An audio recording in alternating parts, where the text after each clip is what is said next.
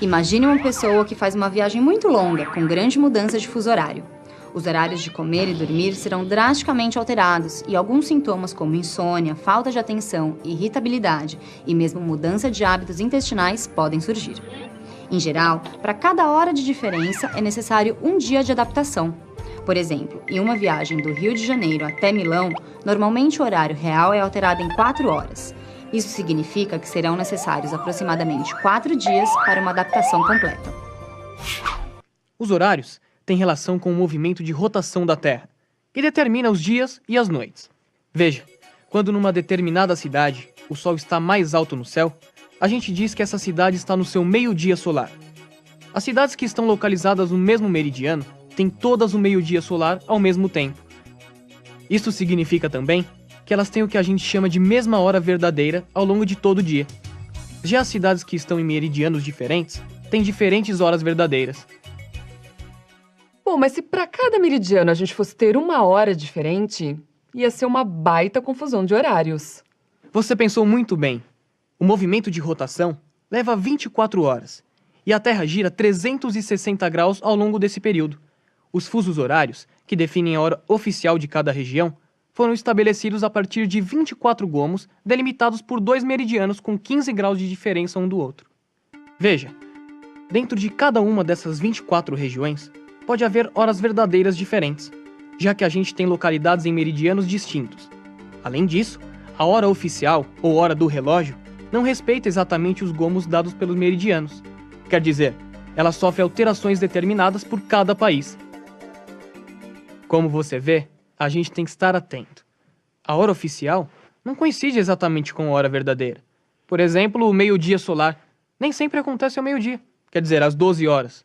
Certo, mas antes da gente continuar, será que você poderia me explicar por que na maioria das vezes eu vejo fusos horários representados em figuras como essa, e não no globo terrestre como você me mostrou? Mas veja, os meridianos ficam representados como retas verticais paralelas. Por isso é que a projeção de Mercator é a mais utilizada para representar os fusos horários. Puxa, isso é bem interessante, detetive. Pela figura que você me mostrou, dá para perceber que partindo do meridiano de Greenwich em direção ao oeste, cada vez que a gente passa por uma dessas linhas divisórias e muda de faixa, tem que atrasar o relógio em 1 hora. No sentido contrário, se a gente parte de Greenwich e muda de faixa em direção ao leste, tem que adiantar o relógio em 1 hora. Exatamente. Assim, Milão vai estar uma faixa ao leste da faixa que contém Greenwich. Nesse caso, o fuso horário é indicado como GMT+1. GMT é a sigla para Greenwich Meridian Time, em inglês. Já Rio de Janeiro está na faixa GMT-3, isto é, 3 faixas a oeste da Greenwich. São, portanto, 4 horas de diferença na hora real entre essas duas cidades. Tem uma coisa que eu tô achando estranha. Para atingir o meridiano oposto ao de Greenwich, a gente pode caminhar tanto para o leste quanto para o oeste, mudando de faixa 12 vezes. E aí a gente vai ter 24 horas de diferença ao atravessar este meridiano? É por isso que este meridiano oposto ao de Greenwich é chamado Linha Internacional de Mudança de Data. Esta linha atravessa o Oceano Pacífico, mas seu traçado oficial não coincide exatamente com o meridiano. Ele contorna algumas ilhas, mais ou menos como acontece com os fusos horários oficiais dos países. O curioso é que ao atravessar esta linha de leste para oeste, você volta um dia no tempo, na data oficial. E é sempre bom lembrar que a distribuição dos fusos horários não segue rigorosamente os meridianos. Como eu já disse, os fusos dependem das fronteiras dos países e também de questões políticas.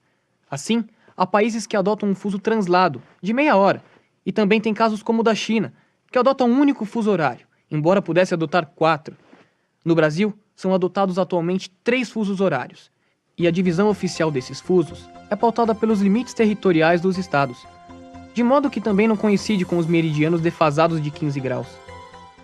Além disso, é preciso você estar atenta, porque em muitos países, e em parte o Brasil inclusive, é adotado em determinado período do ano o chamado horário de verão, quando os relógios são adiantados de 1 hora.